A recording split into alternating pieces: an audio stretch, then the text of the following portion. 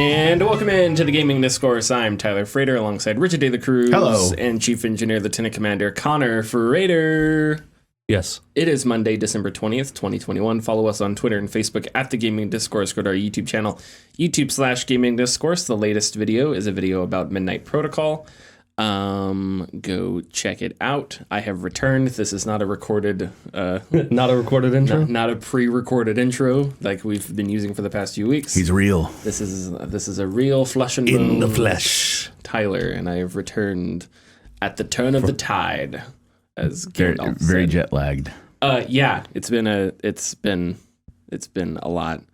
I had an airplane that I was on, Oh. and this was at 10 o'clock at night, Okay. and at this point I had been up almost 20 hours. And so this was the last jet. This was the jet to take us to Phoenix. And pulled away from the thing that connects to the jet terminal thing. And then as we were getting on to the tarmac, we had to go back because there was somebody who wouldn't put on a face mask. So that person had to exit the plane. But we got so close to taking off, and then it became 30 more minutes of start and stop air traffic control stuff until we got back to the runway. So 30 extra minutes of what George Carlin would say is a whole lot of bullshit. So, I mean, I wasn't so much frustrated as I was just exhausted. Oh. Can you sleep on planes? Like, are you someone Not who does? very well. I can't either. Sometimes it can, the noise of the engines and stuff kind of white noises me to sleep. Sure. But like as soon as like a tiny bump in turbulence hits, I'm like, Yeah, oh right. God, I'm wide awake. So My entire it was 14-hour flight to Japan, and I did not sleep. I can't sleep on plane. It's just not comfortable. It's not comfortable. I can't sleep. So yeah. sat there watching the TV or movies, whatever they gave me. So We have a lot to talk about. Bungie is in the news for not great reasons. Splinter Cell is in the news for great reasons. So hey, two sides of a coin there. I have not been playing a lot, obviously, but I did play a little bit more of Call to Arms today, and I really don't have much to say about it, except that Call to Arms has a tendency to be really difficult in hilarious ways, in a sense. So the mission I'm on right now, you're assaulting. So Call to Arms is an RTS, and it's World War II, Eastern Front. Call to Arms is a modern military game, but I'm playing a DLC that came out this year. That's Eastern Front, World War II, so Russians, Germans. And there's campaigns where you play as either side, so you can play as, there's a German campaign and there's a Russian campaign. And I'm playing through the German campaign right now, or the Russian campaign. I'm playing through both, and this is a German mission. And the mission is you go to these, you're taking over villages, small villages one at a time, and there's Soviet defenses, so you have to destroy the defenses and then capture the village, and you go village to village. But anyway, there's a point in the game where you cross a river, and there's a group of tanks that come after you, and you have to fight all these tanks. Well, there's a KV-1, which is a Soviet heavy tank, and I have nothing to destroy it, but I have tons of things that will disable its tracks and stuff. Okay. So I'm in this weird position where I can disable it and make it not move, but I can't kill it. So I'm like not sure what to do. Oh, that sucks. So it's like its cannon is still alive. So you got no explosives, no. Well, I got explosives, yes, but nothing that that will penetrate. That can penetrate and destroy it. But I can like destroy its tracks, make it turn slower. I can damage the hell out of it, but I just can't kill it. So I don't know how to complete this part of the mission because this KV2 or this KV1 just destroys anything that it sees. Is there any like leftover like Russian like heavy guns? There's a few anti-tank guns, yeah. So and I'm gonna reload and experiment because the thing about Call to Arms is you can control each individual soldier individually, and you can break their squads apart, and you can have them take equipment that's laying around the battlefield. So if you find a discarded anti-tank gun, you can pick it up and use it. So it's fun, but it's sort of janky and silly. Call to Arms is also one of those games where the the voice acting isn't set to different contexts. So if I have a sniper that's sneaking around and I'm scouting with him, which is really useful in Call to Arms, and I see like the sniper sees a anti-tank gun or something, he'll scream about it as if he's in combat with it, even though you're just sneaking around. So it's like, enemy anti-tank gun! But it's right next to you. It's quiet. And so, but it gives you a mini heart attack thinking that it's the same thing that happens in Company of Heroes. Yeah. Where you'll be controlling a tank, or you'll have a tank and you're not looking at it. And then you see on your map that there's like a little flashing on one of your tanks, and you hear the radio, "We're taking fire!" And so you're like, "Oh God!" You go over to your tank, and it's like there's a couple dudes firing rifles at your tank. Yeah. You're like, "Oh my God, you're bouncing bullets off bullets off the tank." Run them over. It's just like, oh my God, you're not taking fire. But anyway, it's just something funny. A lot of games do that. And I think it's more entertaining when games do that. A lot of people take offense to like glitches or just funny things like that, and they'll go online and say that X game is unplayable or something. Those people are wrong. They are. I mean, the entire Elder Scrolls series builds itself on crap like that. So, yeah. Have you heard of the High Elves? All right. So, what have you guys? Nothing. What have you guys been playing? Connor's been playing nothing. I'll use the word slogging through Halo because I'm not saying the game is a slog. I think it's coming down to one of those situations where it's not what I need right now, even though it's I enjoy it a lot. Because running around as Master Chief in this, playground I'm given is really fun, and encountering all of these variables when it comes to enemy. Speaking of audio, their dialogue lines that they shout at you are very topical to the situation, and also just very funny as well. The elites play it off more serious, but at times it'll come off as funny as well. Like if you use, a major weapon against them instead of like let's say you use a rocket launcher instead of battle rifle against them, like they'll scream at you like you're a coward because you're not actually like funny fighting them. You're taking the easy way out, so to speak. And grunts are just grunts. They're all idiots. They're the droids of the Halo universe. Oh yeah, sure. And so when you're rolling around, I think I talked about it last week, there's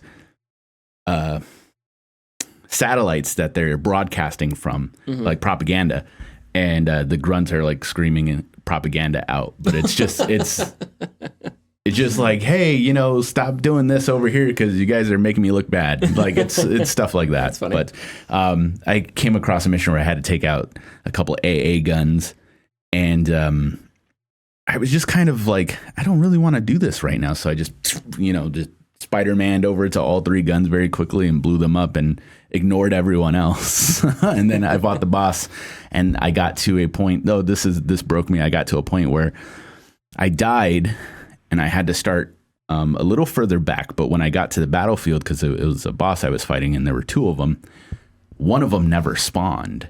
Oh, no. So I beat the one that's at a higher elevation, and then just nothing was happening. Nothing was happening. So I was like, well, this sucks. And that doesn't usually bother me. But when I was preparing to restart the checkpoint or the mission, I was like, oh, I hope this doesn't restart the entire mission. And it does. So I have to go destroy the AA guns again. And I was like, I'll do this later. Yeah, I'm not gonna. Know the feeling. So I will get to it just later. I really, really enjoy the new AI, the weapon they call it. She's wonderful, and I mean she's Cortana, but she's just, I don't even know how to explain. She's peppy Cortana, and she kind of has, her delivery lines are very human. God, it's tough to explain her. So I'm gonna stop because I'm making myself look like a jerk. Anyways, on a point about the grunts being grunts, a video was sent to me by one of my friends to where he was shooting at grunts, and then one of them yelled, Hey, Chief, remember Reach? I don't. yeah. There's just really stupid stuff that they say, and it's that sounds like Grunts. Yeah, right. And there's one that you find, I guess, who like starts humming the Halo theme song, and then he's just like, I hate that song, and he's just running around. I'm like, okay, sure, man. I remember I was playing back in the day. I was playing Legendary Halo 2, and I died.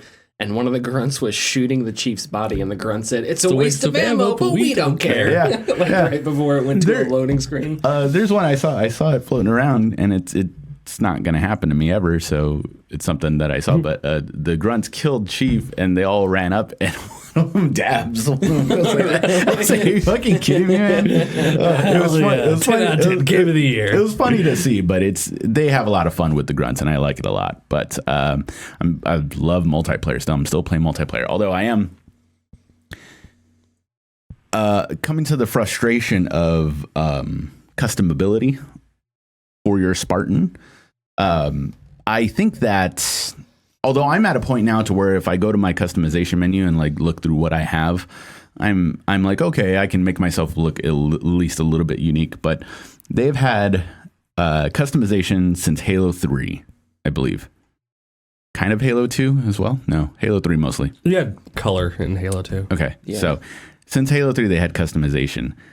And since then, how many games have there been of Halo? Like, you could have at least given me 20% of all the armors like you've ever made throughout the Halo series. Like, you could have just given that to me as like campaign rewards or something, and probably would have been okay with it. But you didn't. Like, all of it is like either through the battle pass or you paid for. I guess there was I forgot which armor set it was called, but it was one that you just get standard in Halo 3, and it's like $10 or $15 to like buy just that whole set. And what sucks is you get the whole set, but it's a core, and you can't change that core, so I can't mix and match pieces, if that makes sense. And if I get a color, I can't just put that color on anything. It's to whatever core it belongs to. I don't see how anybody could like that system. How was that customization? There's a lot of people complaining about it, and they've been changing things a lot, which is, well, it's fix it, but still. The problem is at its core, which is you have to figure out how to make customization fun and enjoyable while also making it tied off, roped off, and monetized. Right. And those two things grind against each other. They do. Horribly. Absolutely. So one of those things is going to win out, and it's going to be tying off and roping off customization and instead of making it more accessible and more creative. Destiny did it with how their shaders work and stuff like that. I don't know how it works now, but when the game first came out, you couldn't just change your armor. You had to get shaders, and the shaders, you just couldn't pick the color of your armor, which on one hand, I understand if a studio has a certain vision for how they want things to look, but that's not why Destiny did it. So, I mean, but you can go through all kinds of stuff like that. And, we've had this discussion before with microtransactions and stuff like that. Insurgency Sandstorm has a lot of customization options, but it's really slow. And a lot of the quote unquote coolest stuff or more unique stuff is stuff you have to buy, which is partially frustrating, but also Insurgency Sandstorm is a small developer and a small publisher. So in an industry that isn't known for being easy on its workers and on its companies, I get it. But when you're Microsoft and you're Halo Infinite, that's when my eyes really start to roll, because it's just it's sad. And I think the comeback to this would be something like, games are more expensive now, and I would say, okay, but is are cosmetic microtransactions really making up the gap between the cost of games and how much money you're making in return? Because I would argue no. I don't believe that microtransactions are keeping the industry afloat. Right. I think it's making the industry a lot of money. Absolutely is. And the industry doesn't want to work at a more efficient level where they don't make as much money. They'd rather work at the level they're working now. So it's in that way it's unsustainable. I didn't mean to go on a rant there, no, but I haven't played correct. Halo Infinite a lot. Yeah. I haven't played the single player at all. Haven't played the multiplayer very much. But that saddens me. And you know, I wonder about people that are like 16, 17 years old that think this is how the industry and video games should work, and this is all they know. But it's not. It's not that simple. And if they were to travel back to 2007 and see Halo 3 when it launched, outside of some of its launch issues, who is not going to prefer? Nobody is going to play Halo 3 at launch and go, oh yeah, this customization I like. Or no one's going to say, I hate this type of customization. I'd rather pay $20 for a set of armor. Right. Like, no one's going to say Absolutely that. Not. Or, you know, with something like Halo Reach, my armor in Halo Reach that I built over the course of playing that game, it felt like I created something, and it took time because all the cosmetics were unlocked with experience points. So once I had the armor that I had and Chief's Mark V helmet with the black visor and stuff, it kind of felt cool to achieve that. Buying microtransactions doesn't, or super grindy games or buying microtransactions doesn't feel like you're achieving anything. It just feels like it's just compulsory. You just have to do this. Yes. As opposed to earning something. So, yeah, I don't know. Thankfully, the UI is terrible enough that I can never remember how to get to the store. I know it's just like the bumpers, but it's not in your face. So I'm like, great, go to multiplayer. Yeah. Play. But I think discussions about microtransactions and stuff, we always have to start at the baseline of, remember, the industry doesn't have to be this way, right? This isn't normal. It never was in the first place. Yeah, and once we establish that, then we can go into, and it pains me every now and then when I see people complaining about like this battle pass sucks. It's like, well, all battle passes suck. It's like you're complaining about a certain type of cigarette. All cigarettes are bad. So stop complaining about this one cigarette Newports brand. are really bad. It's like, no, all cigarettes are bad. It's like, please stop debating cigarette drop rates on Reddit. All of it's bad. Stop. Anyway, it bothers me a little bit. Yeah, no, it makes sense. But besides Halo, I for some reason anyway, back to Richard. Besides Halo, I started up Spider-Man Remastered. Of course, obviously, a lot of Spider-Man talk is going around, and I keep getting reminded of how good Spider-Man was for PS4, and so obviously I got the remastered, and I wanted to see how it looked on PS5, and unfortunately I don't have my PS4 save anymore, so I have to start all over again. But that's okay. I'm sorry, because I started all over again, and I found myself quickly enjoying the game again and thinking to myself, oh no, am I going to go through this entire game again? Because I started doing all the small crap. Like I was like, I'm just going to skip all the cutscenes, and now I'm eventually like, I'll just watch this cutscene, and now I'm unlocking all the areas and getting all the collectibles and stuff. It looks wonderful. It always did look wonderful. It looks even better on a PS5. The ray tracing is fairly obvious, and I forgot that the PS5 can do that. Particularly several scenes. It looks incredible. And the web swinging is neat because, of course, you get the force feedback. I didn't even think about that. Yeah. Is there adaptive feedback? Yes, there is. Oh my god. And of course the triggers. So you can it doesn't activate until way late, but for some reason it feels good. So awesome. Because you get that like stop, and then that like the rest of it is just like a click. It's like the have you played on the GameCube? No. Well, the GameCube had basically the same, like you would press down the button until you get to a certain point, and then there was like a satisfying like secondary click. Oh, okay. So you basically have that, and it really complements the swinging, and I like it a lot. I haven't gotten so far if there's anything else that I can tell, but so far Spider-Man is still excellent, and I probably will play through all of it again, but it's unfortunate because obviously so many other things to play. Yeah, but there's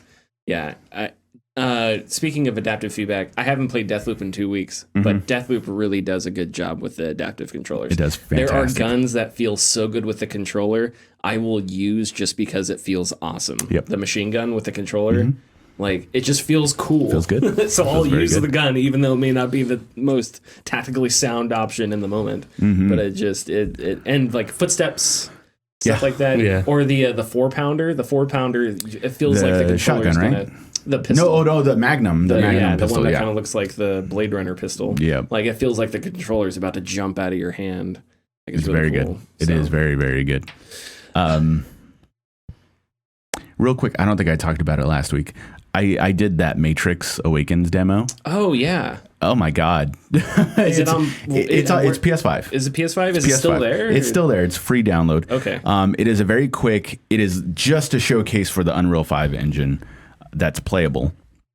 And so the game starts out with the opening cutscene of the Matrix, but it's done completely in the Unreal Engine. Oh, neat. And it is like, am I watching the movie right now? Like, what's going on? But like, when you put it side by side, there's the obvious, like, okay, all right, so that is not the real movie, but it's a very convincing job. Afterwards, Keanu Reeves comes out and is like, hey, I'm Keanu Reeves. And we then know who you are. Right. But while he's doing his monologue, it's taking you through certain parts of the Matrix films, like the first one.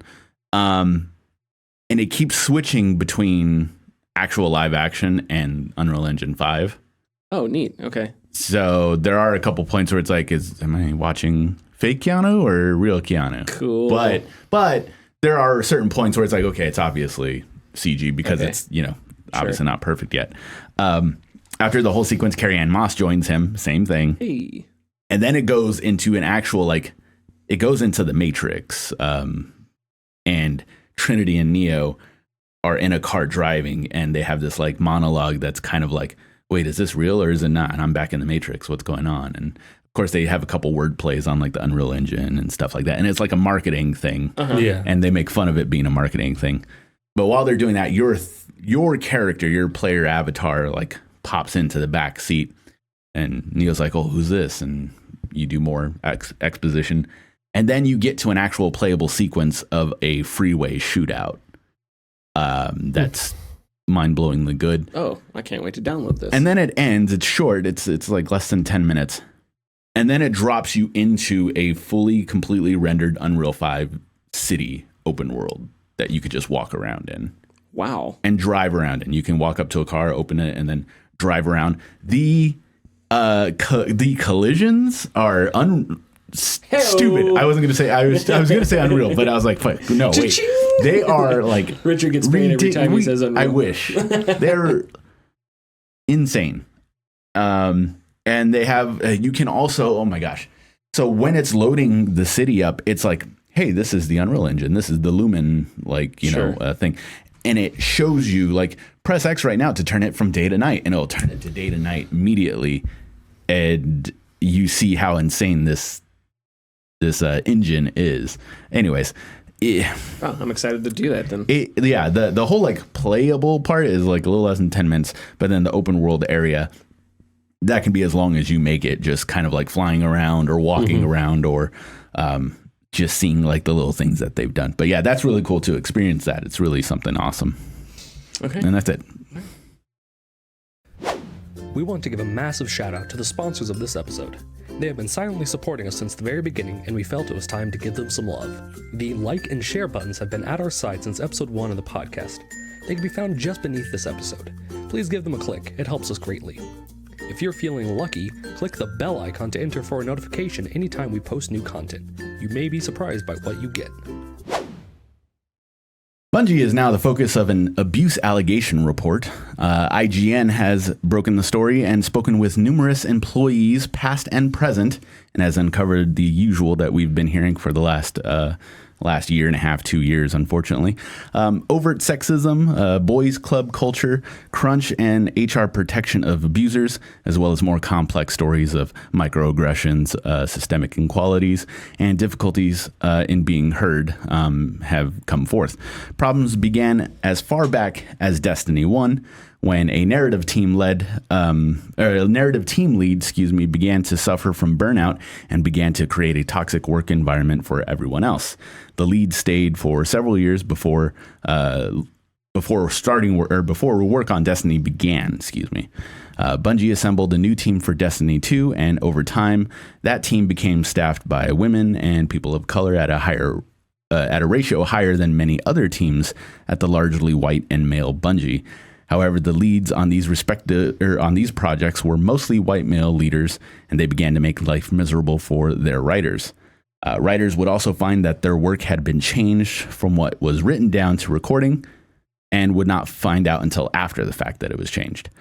Of course, this whole article is a fairly long read, lots of examples, but crunch was also a major issue with employees working 60 to 100-hour work weeks.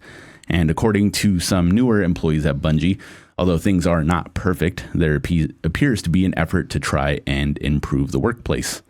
Bungie CEO Pete Parsons gave a response, and he said, quote, "First, I want to apologize to anyone who has ever experienced anything less than a safe, fair, and professional working environment at Bungie. I am not here to refute or to challenge the experiences we're seeing shared today by people who have graced our studio with their time and talent. Our actions, or in some cases inactions, cause these people pain. I apologize personally and on behalf of everyone at Bungie who I know feels a deep sense of empathy and sadness reading through these accounts." Parsons outlines several steps in which Bungie is taking to make changes. These include removing bad actors, better planning, and better efforts towards diversity, inclusion, and equity. On top of this, the head of HR at Bungie has also stepped down after this report came out. Gail DeHaan is stepping down from her role at the company after more than 14 years, effective today. Well, in this case, days ago. Sure. Gail states, "I want to do everything in my power to make sure everyone who works here has a safe, welcoming, and supportive environment." She then stated the need for the company's people team to move forward with membership largely comprised of people new to Bungie. Gail is stepping down from her role, but it is not confirmed if she will stay in the company with another role. Gail has also stated that her time as Bungie included, quote, "deeply challenging interpersonal conflicts, including termination of employees for performance, bad behavior, and for discrimination, racism, and sexual harassment." She also added that this included reporting her own abuser, a man, an executive, and someone who I thought was my friend at Bungie, which resulted in Bungie firing him. So yeah, it's at some point a lot of this begins to blur past your eyes. Mm-hmm. Absolutely. Because a lot of the same stuff we read about other places. What I found interesting about this story specifically is that there seems to be in the story, the narrative seemed to be that there's an agreed upon, or at least a consensus that things are getting better. Mm-hmm. Yes. That, from newer hirees, yeah, I think. that it's not necessarily the empty promises of like an Activision or a Ubisoft where really nothing's being done, but that steps are in place. But a lot of the systemic problems that we've heard about other places you could literally copy and paste the paragraphs and switch out the company names or something. Yeah, or the player names as well. And yeah. And that may be indicative of wider problems in society, and with work culture. I don't know. HR departments that protect the company more than they protect the employee. Mm-hmm. You have the boys club mentality thing. Always. Mm-hmm. And reading about a lot of it's interesting how many stories come down to people, or not come down to, but how many stories include people being, specifically women, shouted down in a meeting.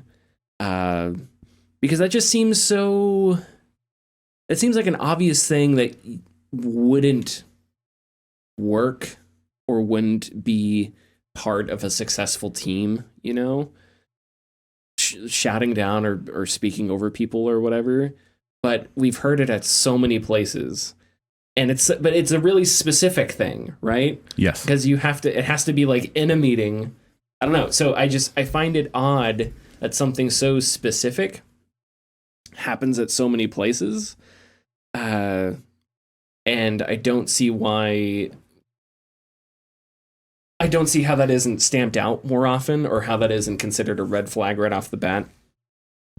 And yeah, I don't know if the HR reps stepping down has I don't know. I don't see this as taking a fall or anything like that, because the HR problem is only part of the problem. Right. HR not doing its job, at least not doing the job I think HR should do, which is protecting people that are being abused or having a rough time. Yeah, that's supposed to be their job, of course.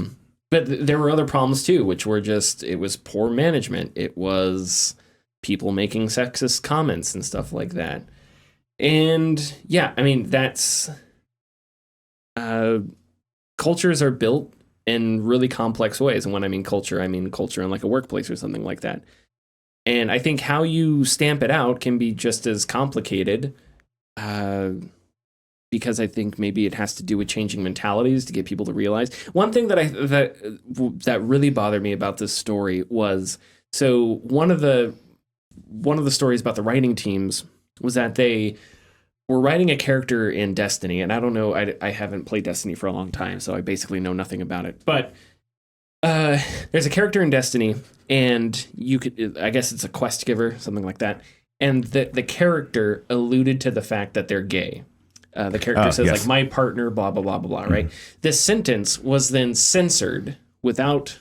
It went through the process and was censored. And if I remember correctly, it was not sent back for rewrites. It was just censored and rewritten. And then done, yeah. And the story indicated that it was because this thing wouldn't fly in Russia or Chinese markets. Mm-hmm. So they changed partner to a name so that it could come off as if the person may be talking about a friend, not necessarily, right? And, it bothered me because we so often talk about politics in games, right? And it seems like every few years we have a gigantic, huge, quote unquote, controversy about a woman being in a game where, Battlefield 5 or something like that. Yeah. And you hear all the time, you guys are caving to political pressure. You guys are giving in to the SJWs, stuff like that, right? And I don't have tons of examples in front of me, but I think that's common enough that I can cite it without having, here's examples of a bunch of people saying this. Mm-hmm. But then here's something that is documented of censorship, because you don't want to offend authoritarian governments. And are people going nuts? Is there gigantic downvotes on YouTube? Yeah. No, there isn't. But this is what those people are talking about when they talk about caving to political pressure. Yeah. And the political pressure here is a lot more damning. Homophobic. Is a lot more damning than an unrealistic portrayal of World War II. So that bothered me a lot. And, that happens in a lot of different ways with, specifically with China. I mean, GOG did it recently with Devotion. Right, Devotion, I mean, stuff like that. So, I don't know. I guess I read that, and it was just one of those moments where, to me, I don't want to say that's more important than the rest of the story. It's not. Or, you know what, I'm not going to make any judgments. I'm not going to say what's more important than other stuff. But to me, that's just a part that stood out to me, because that's a part that outrages me. Yeah. Because it's such a fine and clear black and white example of, here's what we're going to do. We're not going to do that because there's a homophobic country that gives us a ton of money. Yeah. It's like, that's politics right there. Yeah, and that's caving to politics in a way you don't want to. And there aren't people out in the streets with torches and pitchforks. So I mean, what's the difference with this situation? Anyway, there's a lot different. I do think it's admirable, or it seems to me like at least Gail's role in all this, being the former head of HR, is that at the end of the day, even if she's stepping down, it sounds like at some points she tried. She tried to help those who came to her. But it definitely, this could be a situation of something that's just way too overwhelming for one person to try to do when everything else, people higher than her have the ability to kind of just be like, no, don't worry about it. Like shut it down. And that's unfortunate because, could have been a good employee. Now she's gone, maybe. Yeah. Another thing I found interesting about the story was it gave a lot of specific examples of all these things, but it didn't name names. Yeah. And part of the naming thing was it's sort of like a non-compete clause or a non-discretion or a non-disclosure act or whatever. But I forget, but it's a different name here. A non-something else. Are you saying that's why they couldn't name names? Yeah, so employees, the problem was that employees were afraid that if the writers at IGN, which was written by Rebecca Valentine. Rebecca Valentine, if they wrote down the names, then that story could be traced back to 1 or 2, 3 people, and then that means that one of those people violated whatever contract or something. Yeah, and a lot of times people will share their stories and they're vague about it because they don't want to reveal their own identities. Yes. But you may be able to reveal the names of people involved with the story. But when you have that extra layer of protection, then you can't even reveal. So you have a lot of stories where it's like one high-level Bungie employee did this, this, and this. And there's like 2 paragraphs where it's just referring to this person that hasn't been named yet and won't be named. I found that interesting because at least I haven't read a ton of stories that refer to so many specific examples and then don't name those people. So I was curious about that because like when we've read about Scavenger Studio, Activision Blizzard had lots of names. Yeah. Had lots of names. BioWare, the story with BioWare names. So it's interesting, like Ubisoft too. Ubisoft name names. Oh yeah, and Ubisoft too. Ubisoft. So yeah, I found that interesting. I'd like to know. I'm not criticizing it. I would just like to. It'd be interesting to hear the reporting behind that and the reason for it. But I part of me does wish that, I don't know, if they got their comeuppance in the professional world, does it do anything else to put their name out in public? I don't know. There may be ethics professors who would say, no, it doesn't, because they got punished in their professional life. I don't know. But personally, I would like to read names because maybe I'm just a bad human being. I don't know. But you are kind of on. Well, I mean, I guess that's the basis behind cancel culture or whatever. It's the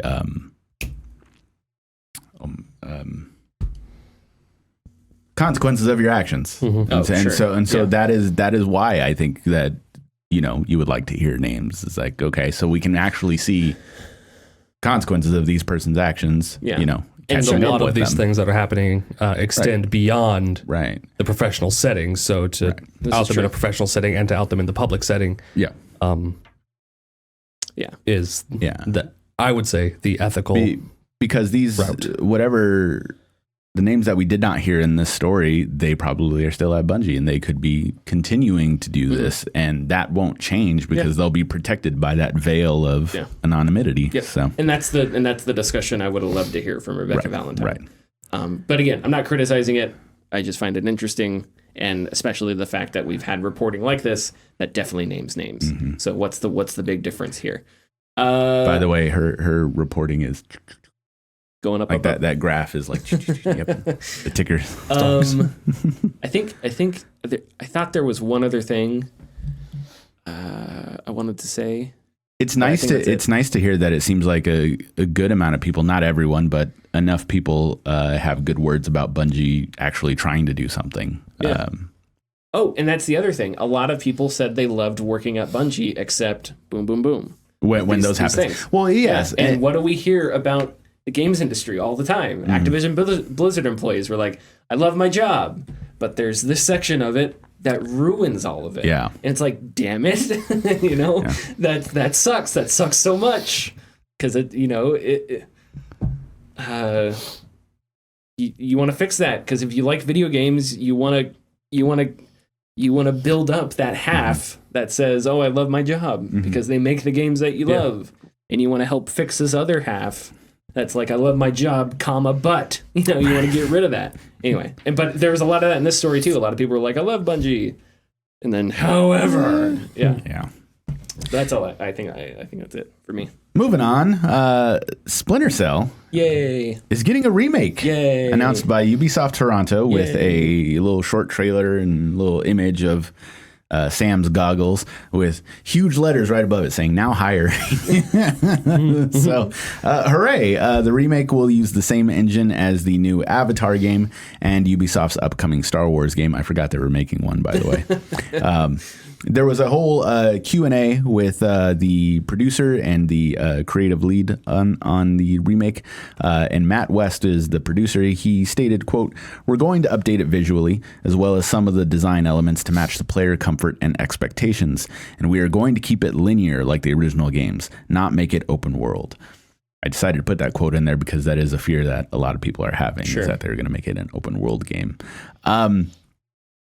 Does a remake of Splinter Cell Conviction make sense, or do you want to see just plain and simply a sequel? Are they remaking Conviction, or the first one? So just Splinter Cell. Just Splinter Cell. Okay. Yes, okay. I'm sorry. No, it's fine, because I was like, remaking Conviction. Hell yeah. No. So yeah, a few things about this story. Real quick, we'll get to your question. Oh, okay, fine. The now hiring thing I think is interesting. Yes. Because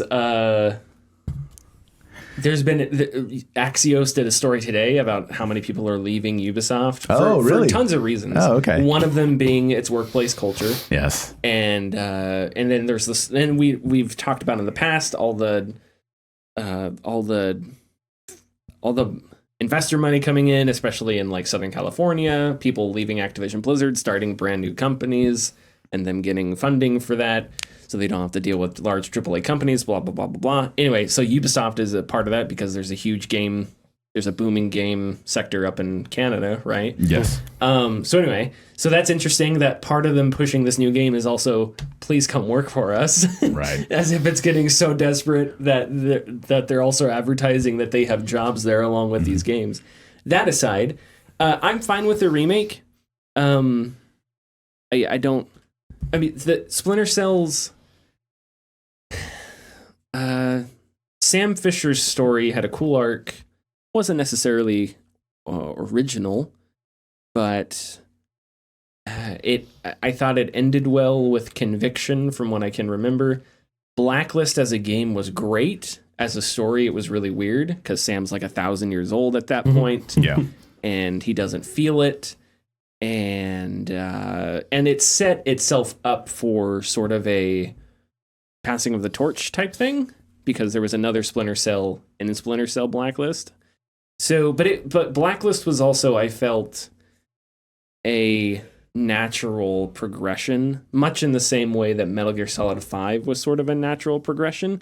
And Metal Gear Solid 5, it was open world, but it was like, it wasn't really open world as much as it was open area with bases that were connected to each other, because there wasn't a whole lot to do in between the bases. No, right. It was just about getting there, having the room to give you all kinds of dynamic options about how to approach, an objective or whatever.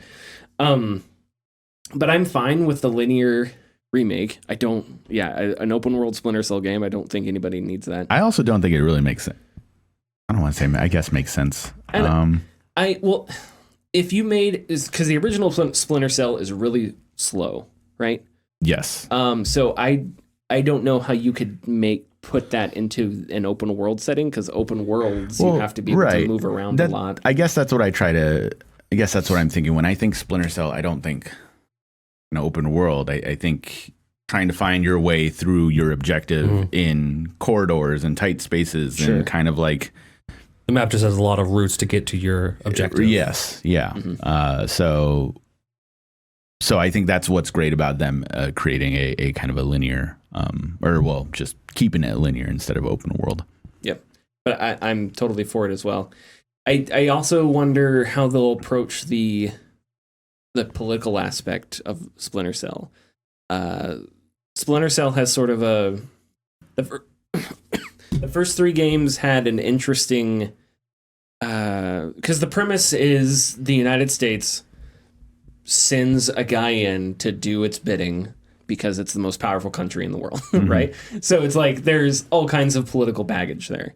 And it sidesteps a lot of it, but in another sense it doesn't, because Sam is aware of that, and Sam doesn't necessarily like it. But Sam also knows that the bad guys can't just be allowed to do these things, so somebody has to do something. So it's a precarious situation. But at the same time, it doesn't. I'm not saying it needs to condemn or anything, but it doesn't. But what it doesn't do is provide a nuanced, complicated. It's still an action story at the end of the day. It is, especially the first game. So it doesn't really take that on. It sort of is walking on eggshells in a sense. Yeah. But nowadays, with the way video game storytelling has evolved, I do wonder how they're going to do that, especially now where the United States is now, right? In 2000, America going into other countries and doing things was a big deal. But it's a completely different thing now, right? Yeah. Or maybe it's not different, but it's just a bigger thing now with 20 more years of history. And the Chaos Theory came out in like 2004 or something like that. So yeah, it'll be interesting how they change that narrative, if they change it at all. But I'm totally fine with that. I'm totally fine with a slower Splinter Cell. That's sort of what I wanted. You know what hasn't evolved throughout the years? Stealth games. Yeah, I think so. I think stealth. Exactly. They devolved. There are really no good stealth games. It's all the same.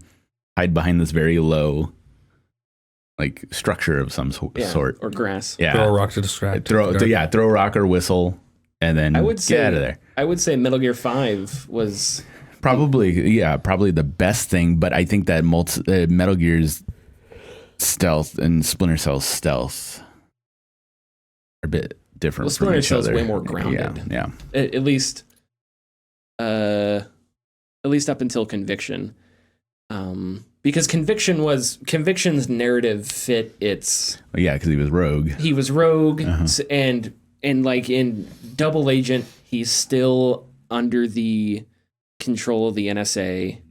And he's old, so he's moving a bit slower, and he's constrained by these rules. In Conviction, Sam is like, I'm tired of it. He goes rogue, so the idea is he's no holds barred, he's moving fast, he's breaking necks, he doesn't care, right? Mm-hmm. So the narrative and the gameplay match each other.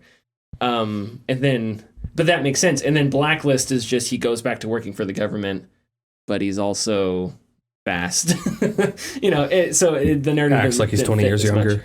Yeah. Voice is 20 years younger too. Yeah, that too. That's one of the big things about Blacklist. Stop smoking. Sure. But it was relatively more grounded than Metal Gear was. So I would love for it to go back to that. Like I remember playing the first few Splinter Cells. Pulling out your gun and shooting a guy in the face was like a big deal, because it was so inconvenient to shoot the guy, move his body. Yeah. It took time. So it's like, if you got into a situation where you had to pull out your gun, that was like a big deal. That was your last resort. Where it's like, Metal Gear, you go through an entire base and you're shooting guys in the face with a tranquilizer dart every 5 seconds. Well, there's a the Hitman series. Sure. That's probably the best stealth that we got. Oh, yeah, that's probably probably that and Metal Gear 5. Which I'm surprised you're not playing those. I've wanted to play it for a long time. Just never got around to it. So. All right. Yeah. On to tidbits. A man discusses the news, but not like the big news, the little news. Little bit. This is the tidbits. Got a lot of little bits here. tidbits, you'd call them. Okay, we clip that out. Just got a lot of little bits here, and then 5 seconds of silence. Sure, we can do that. I'd love that. Tencent has acquired Turtle Rock Studios. Turtle Rock will apparently retain their independent operations. Turtle Rock stated, quote, "We are all looking forward to joining the Tencent family of studios. Blink if you're being held captive," said Steve Goldstein, president and general manager of Turtle Rock Studios. Tencent's outstanding partners, global reach, deep knowledge of gaming, and unprecedented support will help us create the kinds of ambitious games we dream of, while allowing us to retain our autonomy and independent spirit. This makes Turtle Rock Studios the 6th studio acquisition for Tencent this year. That's a lot of money. It's a lot of money. A lot of games, too. Yes. Mm-hmm. Resident Evil Village was the most completed game of 2021. Don't know if that's surprising or not. But anyways, the least completed game was Returnal. Just saying. Well, I wonder. Oh, so that's credits. Yeah, that's beating. And how do they judge that? I'm getting to that. Okay. And because it's kind of a okay. Well, it's kind of like a yeah. Okay. The metrics were published by howlongtobeat.com, which is a website that tells you how long it takes to beat particular games. Okay. But these statistics are sent in by users who have played the game. So they'll tell you, hey, it took me 6 hours to beat the game, like 20 hours to 100% everything. Sure. Yeah. And then they kind of find a nice medium. It's an aggregate of some sort. Okay. So unscientific but interesting. Right. Sure. As scientific as you can get it, I guess. Yeah. But anyways. The metrics were, published by How Long to Beat by its users. Resident Evil Village beat out Metroid Dread as the site's most completed game. I myself beat it several times. So yeah, a lot of fun. But over on Steam achievements, because there's lots of ways that you can do this. So Steam achievements tracks the achievements of everyone who plays on Steam. Mm-hmm. And so 66.8 of players beat Resident Evil Village who play on Steam. Oh, okay. So that's more than 50%. Yeah. Yeah, and so PlayStation does that too. Like they'll tell you the percentage of how many people got that. Xbox does it too. Sure. And so you can probably surmise from that how many people beat the game. Yeah. So not that long of a game and a really, really good progression. Very good. Very satisfying. I'm surprised that not a lot of people beat Returnal because. Well, I don't know. Maybe I'm not surprised. People that like roguelikes and stuff like that, whatever you want to categorize Returnal as, Returnal was one of the more easier ones that I've ever played. Sure. Only because you didn't have to fight bosses multiple times. That is true. There were 6 bosses in the game, and they're set in 2 different parts. And when you beat the first boss, you don't have to beat the first boss again to get to the second boss. You can skip the bosses. You can skip them, yeah. So it made it a lot easier than something like Hades, where you have to beat all the bosses every single time. Every time. But of course, the upside to that is you get more better at fighting the bosses and more powerful, and eventually fighting the boss is just sort of something you're able to do. Yeah. So. Yeah, I mean, there's a whole thing because it's like you go to the forums and people are like, oh yeah, I got to the final boss, quote unquote final boss, and it's like I didn't have the right weapon, so I died and lost 3 hours of progress. I'm not going to do that again, So it's stuff like that. So yeah, sure. And I get it, but. Psygnosis co-founder Ian Hetherington has passed away. Psygnosis was created in 1984 as a game development studio, obviously, by Jonathan Ellis and Ian Hetherington. He was also the co-creator of one of their most famous games, Lemmings. He's absolutely essential for PlayStation's original success, both in Europe and a little bit over here. They released a lot of games at the start of PlayStation. So he remained in a leadership role and oversaw games such as G-Police, Wipeout, and Colony Wars. Those are all pretty good games. G-Police, too. Oh, Wipeout is really good. Hetherington went on to become the chairman of Evolution Studios, who made Drive Club, which is a really good driving game, and Real Time Worlds, who made Crackdown. Oh, okay. Rest in peace. And then real quick, Final Fantasy XIV has halted sales because too many people are buying it. Final Fantasy XIV has gained massive popularity over the last 2 years, especially leading up to Endwalker. Ever since the release, though, server issues have plagued the MMO. Long wait times, the usual story for a very popular MMO. As a solution, Square Enix has halted many new sales of Endwalker and Final Fantasy XIV in general. On top of that, all of the free-to-play users... Final Fantasy XIV gives out accounts to people who want to play the game for free up until level 60. Mm-hmm. Okay. No one is allowed to make any new accounts in order to take advantage of that. Paid players will have first access over free-to-play players, but they are getting 21 days of free playtime. Originally, they were given 7, but now it's been extended 21. So that's wild, because I got a coworker who plays Final Fantasy 14, and he basically has been like logging on to TeamViewer halfway through like his shift. And then waiting in queue so that like when he gets home, he'll be like just in time for queue. And he's done other shit. Like he told me he set up his Bard in his house, and he set up a MIDI program so that the Bard can play the MIDI like files that he put there. So the game thinks he's playing, so it never logs him out. Because if you're AFK in the game, they log you out. Sure. So people have been finding ways to not have to circumvent the login time. It's wild. But anyways, that's the tidbits. Interesting. All I can think of is the DJ Khaled meme, suffering from success. Yeah, suffering from success. Yeah. I think did it go back on sale today? Do you know? I don't think it's gone on sale yet. No? But I haven't. I haven't even looked at the news today, so that's probably why I'm so like, what's happening? It was a couple weeks ago. I was at work, and one of my coworkers showed me just like a flashy headline. I think it was from Kotaku about Final Fantasy 14 giving access to the paid players before the free-to-play players. My coworker and I were like, well, yeah, it's kind of how that's going to work. Right. Jeez. Yeah. No, it's so true. At first I was like, halfway through me thinking about that, I'm like, of course. Well, of course it's going to You start doing that like, wow, that makes sense. Yeah. It's like that scene in The Office where Pam's like, I'm bad at sales and that sucks. Because all of your money that you make from sales is made from commissions. So if you suck at sales, you don't make any money. I guess that's fair. Follow us on Twitter and Facebook at The Gaming Discourse. Go to our YouTube channel, YouTube/Gaming Discourse. Check out the Midnight Protocol video. We'll have a few videos up in the coming months, weeks, whatever. And we will see you next week. Bye-bye. Bye.